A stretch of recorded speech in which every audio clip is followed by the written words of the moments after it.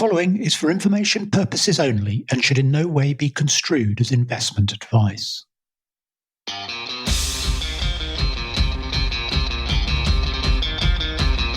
For today's episode, I am joined by Brendan D'Souza of Dowgate Capital for a conversation with Nadeem Raza, the CEO of AIM-listed Microlise.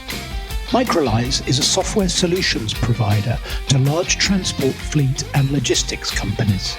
Nadeem started work at Microlise as a software engineer in the late 1980s, eventually becoming CEO and leading the company through an MBO in 2008 and an IPO last year.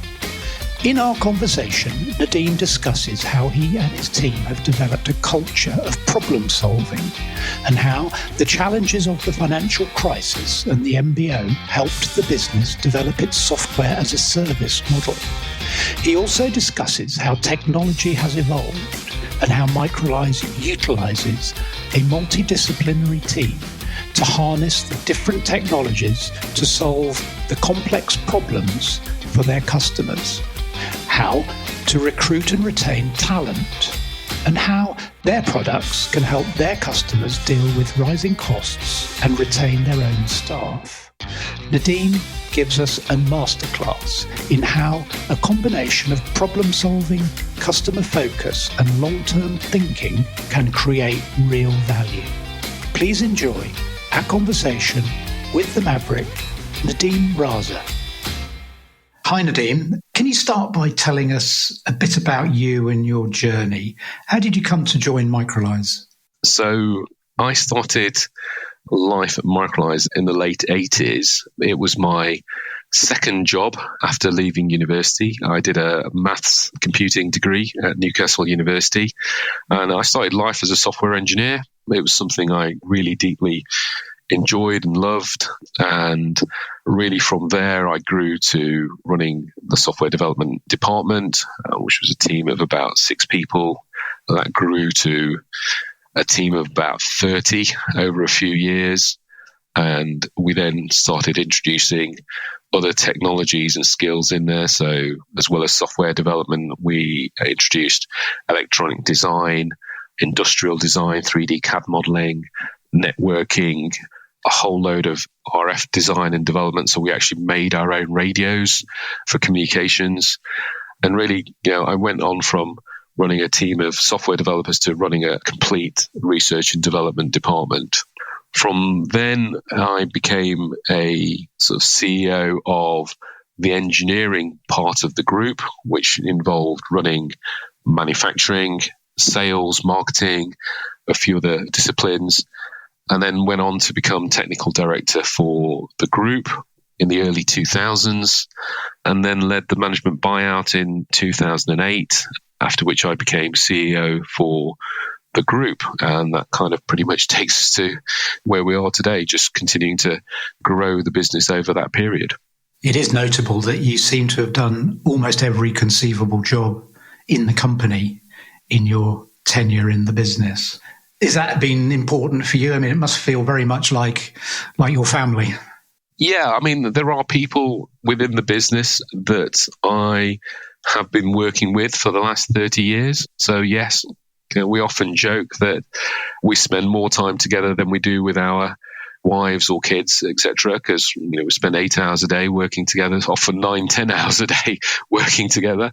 So yes, they are like family. And in terms of the different jobs that I've done, I like a challenge. I've always liked a challenge. I've always enjoyed learning new things and throwing myself into something new and trying to figure it out and trying to make it work and solve problems that came about. And that's really led me into doing all the different things that I've done and learning a whole lot about how businesses operate at grassroots level. I feel very fortunate that I'm in a position today where I can talk to anyone within the business and really talk knowledgeably about their issues and try and help them solve them. Can you help us understand the culture of the business and how important that is? We've done a number of employee surveys, as you do. We're now over 600 people, so we regularly run surveys to try and understand how employees feel about the work and the environment and the culture of the business. And I'm immensely proud that when we ask the question, what do you like about working for Microlise? It's a standard question that we ask in every survey, and we have done for a number of years. The number one answer that we get from our staff is the people. They really enjoy working with other people that are in the business. And I think that's really great that we've managed to hire and retain people that are just great to work with. Of course, like any large family, we have our challenges and we have arguments and we have debates, robust debates often, and disagreements. But we know that everyone is trying to really do their best for the business, and they're there to try and solve problems every day. That's really good to hear. And I mean, over the period that you've been involved in the business, the technology that you're dealing with has changed dramatically. The opportunities and the requirements of your customers must have changed along with that. Can you just help us understand and trace the evolution of the business and how it has had to change to meet these changing requirements of the customers and the opportunities that the new developing technology presents?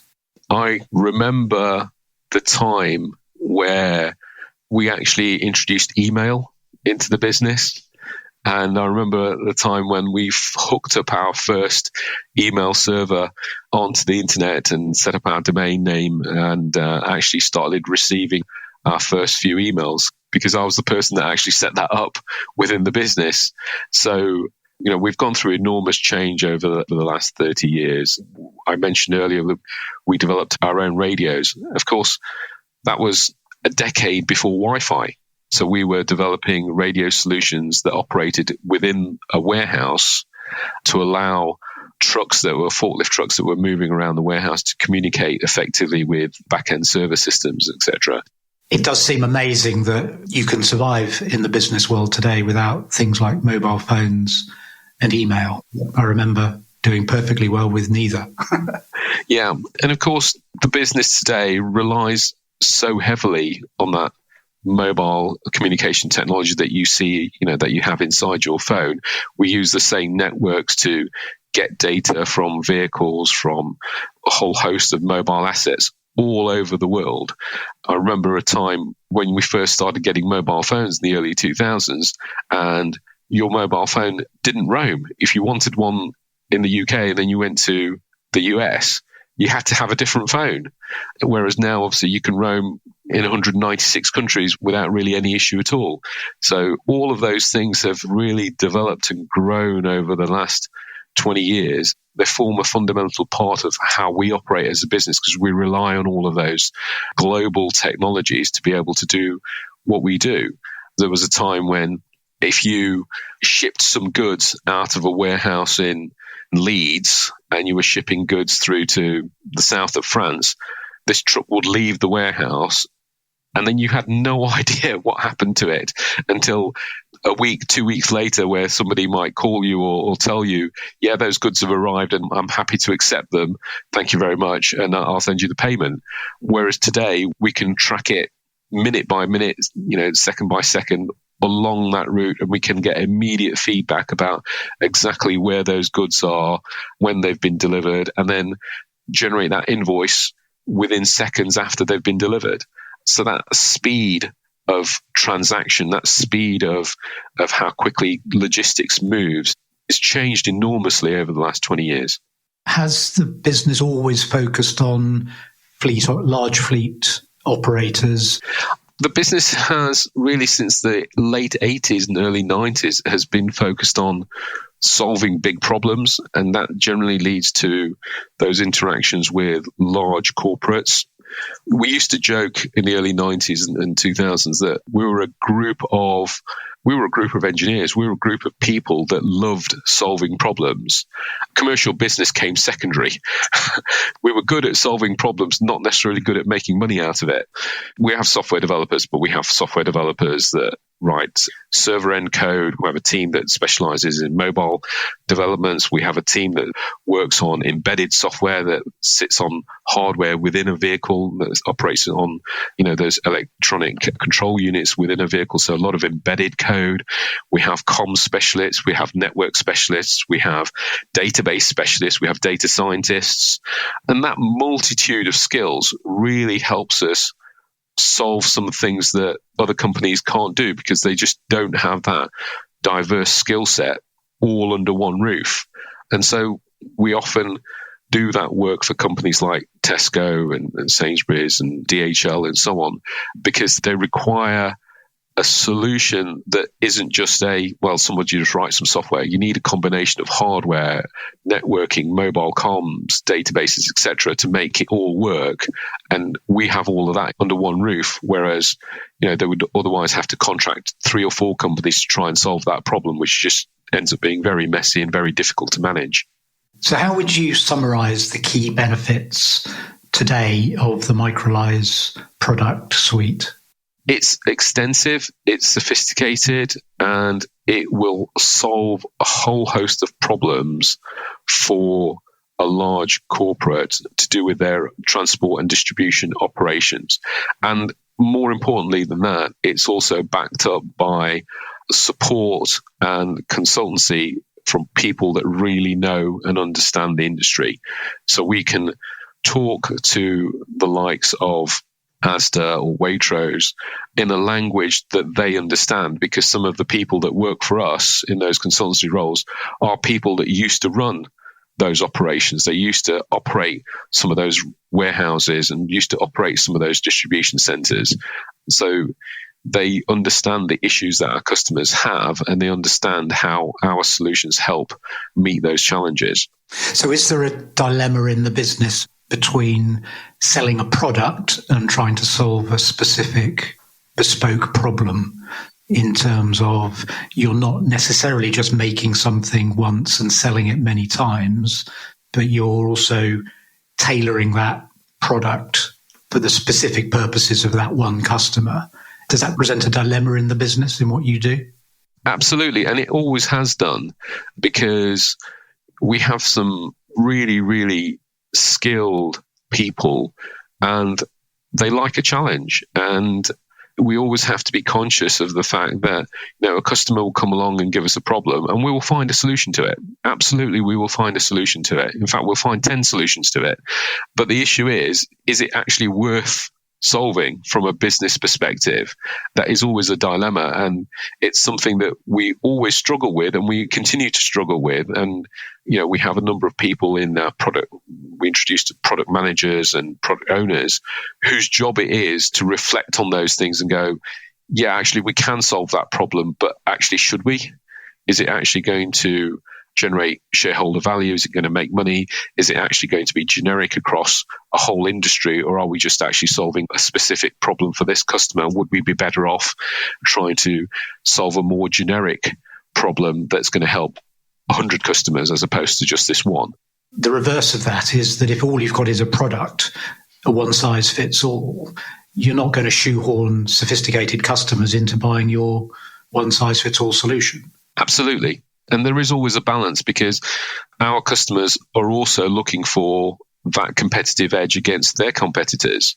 So they will want something that is different.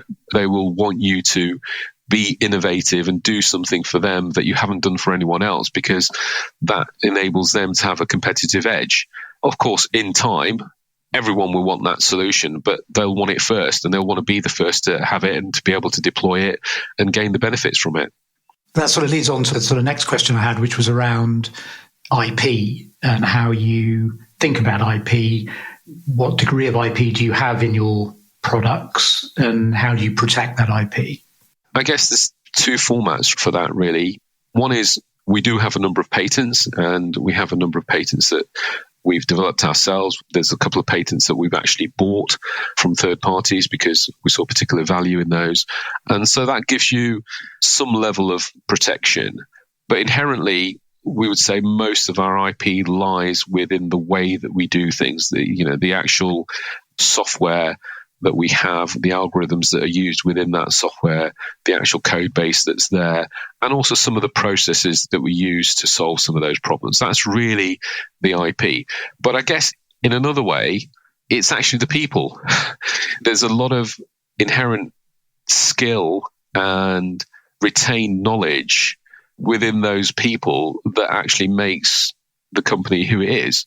You've built up, particularly in the UK, what seems to be a very dominant market position in providing technology solutions for large fleet operators. How do you think about preserving that position, and can you just give us a bit of insight into the competitive dynamics for the market that you're serving today? You have to continually work hard to maintain that position, and you never take your customers for granted. So we are constantly talking to our customers, trying to understand what their next set of challenges are, the things that are keeping them awake at night, and looking at how we can help them solve those problems, or if we should solve those problems, and how we can deliver benefits to them. And a lot of that is through innovation. We spend an enormous amount of money every year on creating new products, creating new solutions that we can sell into our existing customer base.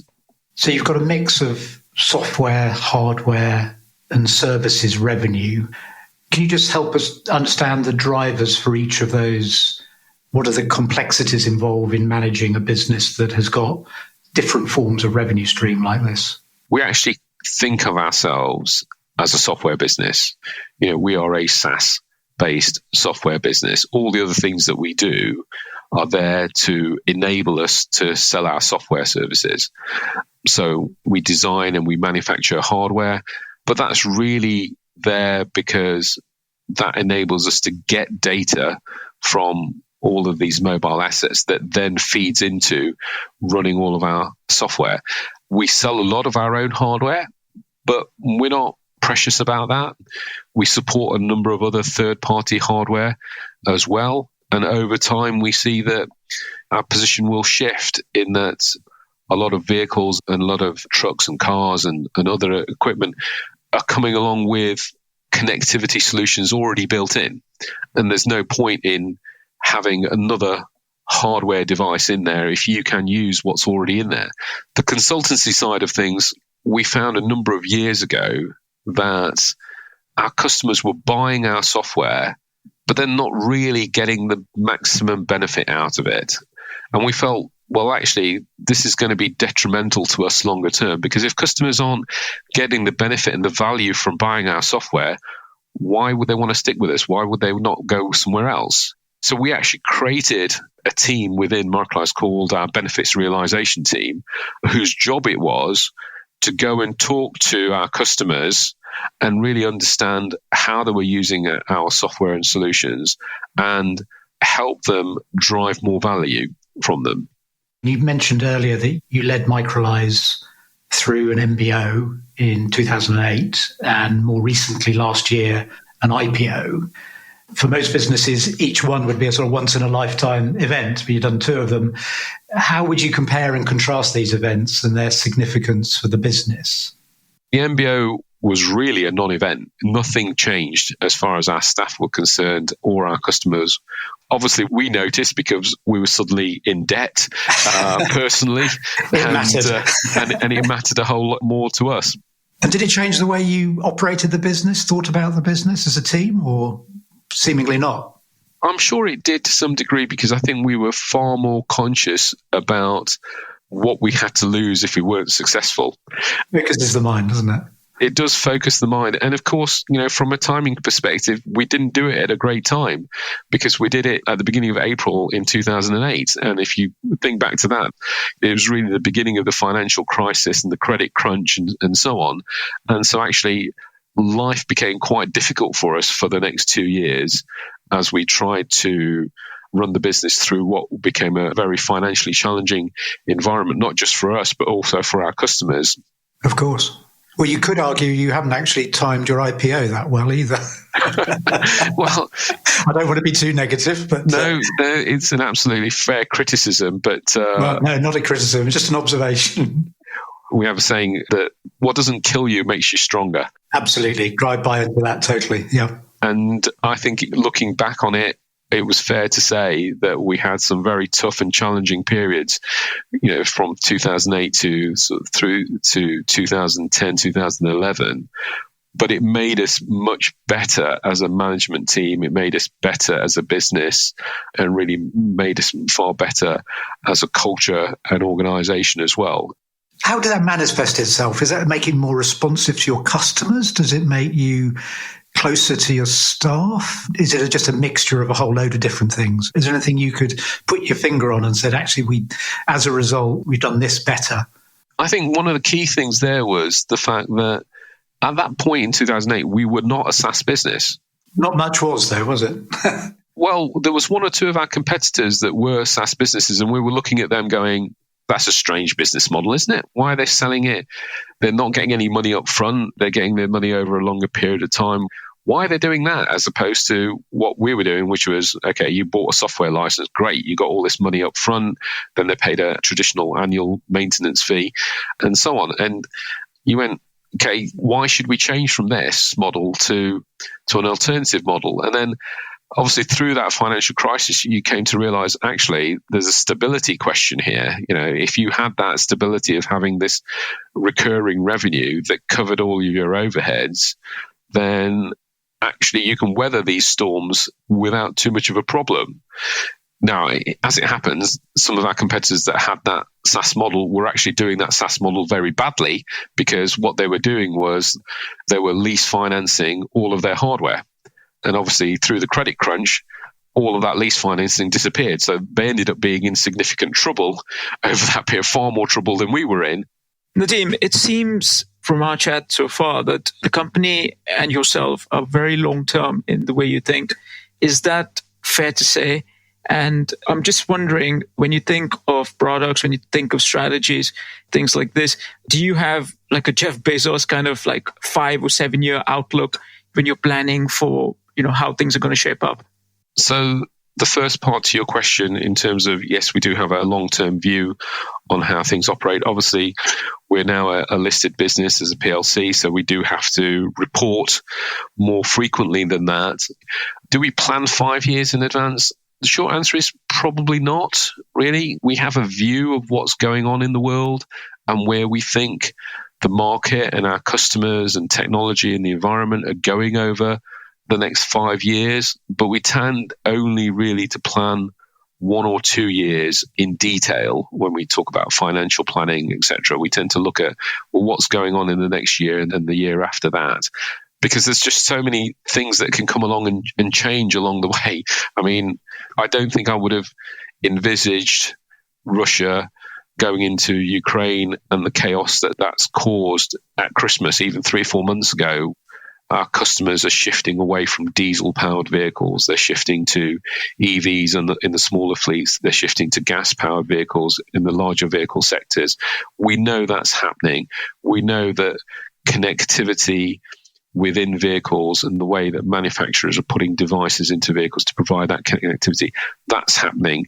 And we know that more of that is coming along. We know that driver assistance aids, both for security and both for health and safety, are expanding and are coming along. And we know that there's more of those that are going to be appearing in vehicles over the coming years. So all of these macro trends we're very aware of, and we cater for those in some of our roadmaps and our planning for future years. But at a detailed level, it's really only the next year and the next 2 years that we worry about. What are your thoughts on full automation of the logistics space? I think we're far away from that, is the simple answer. What we'll see is that there will be more automation on motorways and those sort of long-haul type activities. And I don't think you're going to get rid of the driver. There's a long way before we start eliminating drivers out of those sorts of environments, because legislation is always 1 or 2, 3 years behind actual technology. And so we're always going to have drivers there for quite some time. But it's far easier to automate driving and providing more driver assistance features on motorways than it is in urban environments. Most humans have difficulty driving in some of our inner city roads, etc., because the layouts are just awful. There's just too much road furniture around, whether you're talking about traffic lights, zebra lights, signage, all of those things, too many people going around, too many roadworks. We're just so far away from providing autonomous vehicles in those urban environments at this stage. There is a view that actually our urban environments are going to have to change to allow for automated vehicles, to try and make that environment easier for automated vehicles to operate in. But I can't imagine autonomous vehicles in a busy London roads for quite some time. At what point does that driver assistance and the technology surrounding the driver become a concern? Like any technology, it has the ability to be misused. And we are very specific to our customers in terms of saying to them, look, there's a way that you could implement this technology that will work and it will drive you lots of value and benefit. And there's a way that you can implement this that will blow your foot off because you'll just do it wrong from a PR perspective. And that's all about, if you can put the technology in and explain to drivers how it's a benefit to them and how it's going to help them, and you can put in rewards and benefit schemes that actually allow them to earn more and help drive your savings, then it's a win-win solution and everybody wins and everybody's happy and adoption is great. If you try and just use the technology as a deterrent, as a way of beating up drivers for not doing a good job, then you will fail. And we have lots of examples of customers that have done it one way and been really successful, and others that have adopted the other approach and found that it just created so many barriers and so much discontent within their workforce that it was just unusable. And the first part of that is absolutely true. This technology can absolutely help drivers with their daily lives, and it can actually help them become better drivers. It can help their employer save a lot of money, and if they can be part of that reward scheme and get some of that money back in their pockets, everybody wins, our customers and their drivers. I guess more recently, the major problem facing your customers is going to be the cost of running their fleets, with the price of oil rocketing in the last few weeks. Can you just, your software solutions can help offset higher fuel costs. Can you just sort of talk us through that, and how more generally, I guess, is Microlise being impacted by the onset of more general cost inflation? It's something that's really on the minds of a lot of our customers. The way that we help with fuel and trying to reduce the amount of fuel that they're using, making them more fuel efficient, is really twofold. We have a planning and optimization product suite. Our product optimization suite helps to optimize that workflow so that you are delivering the maximum number of orders and goods with the least number of vehicles, least number of drivers, and traveling the shortest amount of distance, and thereby using the least amount of fuel.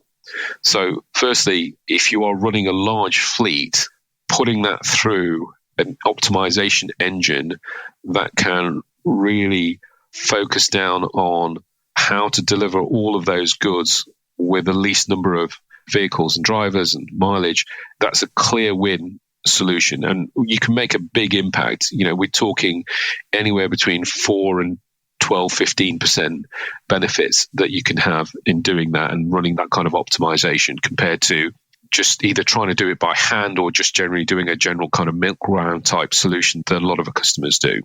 The second thing is that using our telematics software, we can really help drivers drive vehicles far more efficiently. And that's all about making sure they operate it at an optimal speed, looking at how they accelerate, looking at how they brake, looking at how they use cruise control, using the engine brake correctly, a variety of things that make driving it more efficient. And again, it's not untypical to see somewhere between 4 and 8% fuel savings by driving a truck really well. And when you're talking about 10,000 drivers, you will get a distribution curve of drivers who are really, really bad to drivers who are really, really good, and a lot of people that are sitting in the middle that are average. And if you can move some of that average people or some of the people in the lower grades up even one grade, our software measures them on an A to G grade. If you just move them up by one grade, you can see significant fuel savings that will absolutely be noticeable on the bottom line. Nadeem, how have you found it to, one, recruit technical staff, and the other part is just retain the technical staff you have within your team currently? Yeah, it's a challenge, particularly at the moment. Technical staff are hard to come by. Good technical staff are even harder to come by. And that's really, I think, a consequence of COVID over the last couple of years. It's made everybody realize that actually you don't have to have technical staff in the office. You can have them working from home 90% of the time, or in some cases 100% of the time, and they work just as efficiently, if not more efficiently. And that means that companies that used to recruit people in London and pay London wages can now recruit nationally and still pay London wages. And that's really meant that all of those salaries have shot up for those highly skilled technical people throughout the country, and not just in the country, but also internationally. We see the same thing happening in India, where there is significant wage inflation for technical roles. So it's a challenge. It has always been a challenge for us. One of the things that we did about 3 years ago was that we actually created our own academy where we recruited people, graduates straight out of university, and actually put them through a 6 to 9 month boot camp where we train them in the ways that we work and train them the best practices, and really brought their skills up from the kind of technologies that they were used to and operate with university, which tends to be 3 or 4 years behind industry norms, and brought them into what was best practice within the industry. Earlier in our conversation, you were talking about employee satisfaction surveys that you conduct within the firm. I was just wondering that how important are things like Glassdoor, on which Microlise and yourself are very highly rated, as well as things like rankings like the Times Best Employers to Work For? How important is this for your business? I think it's really important when you're recruiting. So people coming into the business will look at Glassdoor. They'll look at a number of other reviews before they decide to accept your offer. So from that perspective, it's really important. But I think once they're in the business and they start working for you, then their day-to-day experiences will outweigh everything else. And what you have to do is make sure that that employee experience that they get from first making contact, going through the interview process, being made an offer, accepting the offer, joining, going through their probationary term, all of those things are positive experiences as well. And we look at that entire process of onboarding all the way through to people being in the business for 5-6 months and making sure that that is a positive experience. With regards to innovation, it's clear that the current avatar of the business is very different from what it was 5 or 10 or whatever number of years back. As far as innovation goes, how do you make sure you're investing in R&D? Do you have a target, like a percentage of revenue? How does that work? I guess notionally, we know that we are spending a proportion of our revenue in R&D. And as we grow as a business, that proportion will grow alongside it. So notionally, that's how we look at things. But I don't think we put any hard and fast rules or anything specific into our budgets in relation to that, because really we decide and work upon a case-by-case basis. We know at the moment that we have enormous amounts of data that we collect from our mobile assets. We think we can drive more value from all of that data than we have been doing. We've done some pilot projects which have been successful, but that's led us to then say, okay, right, we're going to invest a whole load of money and a load of time and people and resources into creating some data platforms that allow us to exploit that data much more easily going forwards. And that was a decision, it's an investment decision that we took last year. It was taken at a kind of local level within the business. And there's hundreds of thousands of pounds that we're going to invest and millions if you consider all the people and everything else that's going to go alongside that. But that's just a one-off decision that we did based on where we think the world is going and where we think we can exploit some of our data assets that we have. We don't really look at a hard, fast rule that says we will invest X amount of our revenue and we'll find some projects that allow us to spend that money. That's not how we operate. Is this due to your background in the company? You came in as a software developer, as you said, and then you ended up heading up R&D before you went on to other roles. Do you think that your personal experience in these fields has just kind of informed how you run the business?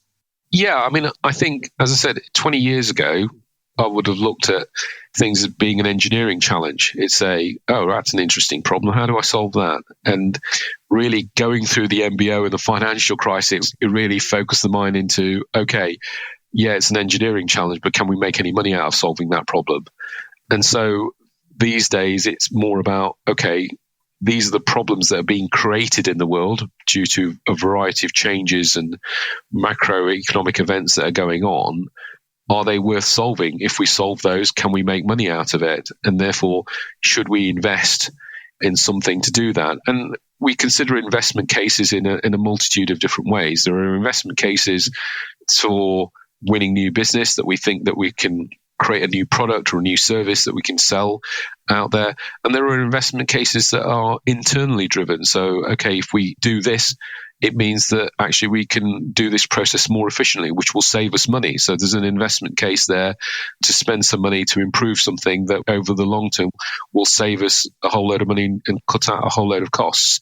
But everything that we do from an R&D perspective has to have some kind of investment case. There has to be some return on why you're doing it, whether it's a cost saving or generating new revenue. Talking about the longer term growth of the business, Nadeem, we've talked about your strong domestic market position, but you've also successfully grown the business internationally. How do you see the geographical mix of the business taking shape over the longer term? And I guess related to that, how big can Microlise be? Well, we definitely have international growth ambitions. We'll continue to grow in the UK, but there is a fixed market size there. There are about 450,000 trucks in the UK. It's been 450,000 for the last 2 decades. It's not grown. It's not changed much in that form. They've become a lot more efficient, but the volume is still that volume. And therefore, we're not going to grow beyond that in terms of numbers of vehicles. We may grow in terms of introducing more modules and so on that we can sell on to each of those vehicles, but there's a finite limit into that market space. But internationally, there are millions of vehicles across lots and lots of countries that all have similar problems to the types of problems that we solve in the UK. And therefore, we look at that and go, well, actually, we should be able to go and solve those problems in Australia, Europe, North America, etc. They are subtly different. And one of the things that we've learned over the last few years is that there's this great European common market that is not common. There are lots of things that, although a lot of legislation is the same, it's actually subtly different in different parts. And there are additions and different ways of doing things and, of course, language barriers. But there's a whole variety of local changes that you have to make to your software to really satisfy customers in each of those regions. And hence why we're spending a lot of time over the last couple of years looking at France and Australia. We will be doing the same thing to expand further in Europe, in Germany, Poland, Netherlands, etc. But it takes time. And one of the other things that we learned very quickly was that French customers want to buy from French salespeople, French consultants, French project managers, and the same is true in Germany, and the same is true in Australia, etc. So all of the places where we go, we have to build that local group of like-minded people that can adopt our culture from the UK and can go and help those customers in those regions. And hence why we're investing heavily in France and Australia, because those are the markets that we're already in, to try and expand in those areas. And we've got great pipeline, and we've won some great business so far, and we hope that now that COVID restrictions have been lifted in those regions, we're looking forward to some really good expansion of our businesses in both of those countries. I get the impression that our logistics and distribution industries in the UK are relatively sophisticated compared with some of the other countries you might be moving into. A, is that true? And if so, does that enable you to piggyback on the back of that level of sophistication? It's absolutely true. We have a lot of things going on in a very small geography with a very bad road network. And those sorts of things mean that you have to be efficient. And we are in the UK, our logistics and transport operations are some of the best in the world because we have to be, because there's just so many other problems that they have to contend with. So when you go to places like France and the Netherlands and some of those other regions, it's a lot easier. They've not got the same issues today, and they are generally wowed by the capabilities of our software because it can do so much more than they ever thought that they needed. But once they realize, actually, I can do this today, and actually the software is already there for me to then get more efficient by doing this tomorrow, etc., they really buy into that story and buy into that roadmap. So, we're very confident in our capabilities and what we can do to improve those supply chains and distribution networks in other countries, because we've got a very good record of doing that here. And we think a lot of the same problems exist worldwide that we can go and help and solve. On the subject of longer term thinking, at the time of the IPO, you are the largest shareholder in Microlise, and you didn't sell any shares at the IPO. And I think, in fact, I believe it's right, you subsequently bought more shares. I mean, that's just an amazing vote of confidence in the business, which marks you out from the norm. But it also speaks to Brendan's point about long-term thinking, taking a long-term view. You've been in the business a long time. You seem to be taking a very long-term view of the business and its prospects. My attitude towards it is that I don't need the money. I don't need to go out and buy a yacht anywhere or anything like that. So there's a few for sale apparently around the world at the moment. I believe so, yeah. Some quite large ones as well, having recently been confiscated. Not that I'm trying to talk you out of your strategy, but just... I don't have any requirements for going off and doing those sorts of things. So hence, my money is in various investments, and obviously a large proportion of that is in Microlise because I believe it to be a great investment. I believe that, I can grow that business and drive that value far higher than what it is today. And so logically, it didn't make any sense for me to sell those shares and invest it somewhere else because I think it's a good investment where it is. And hence I didn't bother selling any shares, and in fact bought some more because the share price was at a point where I said, well, actually, it's far too low compared to what I think it's worth. And hence, I had some spare capital. So I said, okay, fine, I'll invest it, buy some more shares within the business. So obviously, at some point, I will retire. At some point, I will exit. I don't know when that is. And my view has always been that I need to be doing things. I need to be solving problems. I need to be making myself useful and providing value to the rest of the team and to Microlise as a business. And when that's no longer the case, then I won't be there. So in your long tenure at Microlise, your long journey to where we are today, what have you changed your mind about? Do you view the world differently? I think that over the last 20 years, I've come to appreciate how interconnected things are compared to where I was in my head 20 years ago. In 20 years ago, it was about, okay, what are we doing with this customer in this geography? in this industry sector, and it was very much a very isolated view of the world.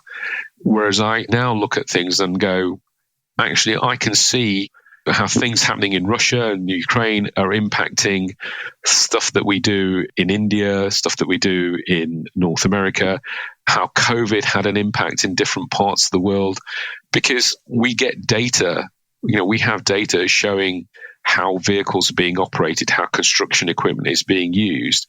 When there's an issue in Hong Kong or in Shenzhen, how that's then going to impact some of our customers, not just us, but some of our customers and some of the things that they're doing. So Evergreen getting stuck in the Suez Canal, the ripple effects that caused with our OEM customers, we were very aware of because we had visibility of some of those supply chain activities that were involved. So yeah, that view of how we are all connected in this global world is something that's becoming more and more evident as I grow older. As you were talking, I was thinking I need to do a Google Trends search of supply chain disruption or just supply chain. I mean, it's a key part of your business. I mean, it's something you've lived and breathed for 20, 30 years, but it's one of those terms that is now come into everyday use because it's affecting us all, whether it's tragedy in Ukraine or whether it's the pandemic shutdown. We are, as you say, we're all very interconnected, and it's, unfortunately, when it doesn't work, it becomes familiar to us all.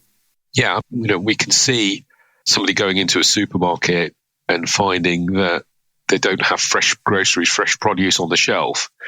And it's a disappointment. It's something that they may not be happy about, but we actually see all of the things that go behind that. We can see there was a problem with orders and deliveries from the warehouse to that supermarket. We can see the inbound logistics going into that warehouse and issues that happened on that a few days before that, and so on. So we're in I guess in some ways, a very privileged position in that we have so much data from around the world that we can see how those supply chains are being impacted and what's going on. And that helped us last year when we talked about the fuel crisis. There was a number of our investors that asked us about, okay, so there's a fuel crisis in the petrol pumps. How much of a problem is this? Is this going to go on for weeks? Is it going to go on for months? And because we actually have our technology on about 80% of the fuel delivery trucks in the UK, we were able to say, look, this is what's going on. We think this is only going to be a short-term issue. It's going to get better in the next few days, and 2 weeks' time, it's not really going to be an issue at all. And we were absolutely right with our predictions. So having that visibility gives you that amazing insight into what's going on in the world. And it's just so interesting about how all of these different things and different industries are interconnected, and how things that happen in one place have an impact somewhere else that you wouldn't entirely expect. Well, it really points to the value that you have in that data. Nadeem, we've taken up a lot of your time. Thank you so much for taking the trouble to talk to us. Really enjoyed the conversation.